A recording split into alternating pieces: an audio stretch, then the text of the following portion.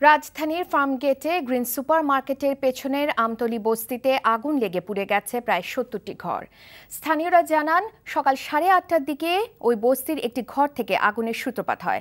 পরে তা দ্রুত বস্তির অন্যান্য ঘরে ছড়িয়ে পড়ে। আগুনের খবর পেয়ে ঘটনাস্থলে পৌঁছায় ফায়ার সার্ভিস। ফায়ার সার্ভিসের পক্ষ থেকে জানানো হয়, ক্ষতিগ্রস্ত মানুষের ভিড় আর ফায়ার সার্ভিসের গাড়ি ঢোকার মতো রাস্তা না থাকার কারণে আগুন নেভাতে বেগ পেতে হয়েছে। ফায়ার সার্ভিসের 10টি ইউনিটের 1 ঘণ্টার চেষ্টায় আগুন নিয়ন্ত্রণে আসে। অগ্নিকাণ্ডের সময় আতঙ্ক আর হুড়োহুড়িতে কয়েকজন আহত হলেও এ পর্যন্ত মৃত্যুর কোনো খবর পাওয়া যায়নি।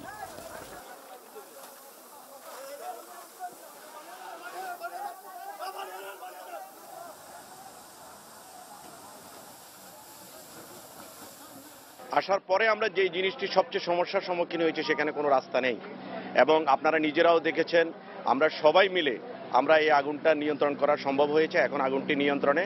ঘর পুড়েছে এই মুহূর্তে প্রায় ৭০টির মতো। আমরা কোনো আহত ব্যক্তির এখনো সংবাদ পাইনি, আমরা সেটা সার্চ করব।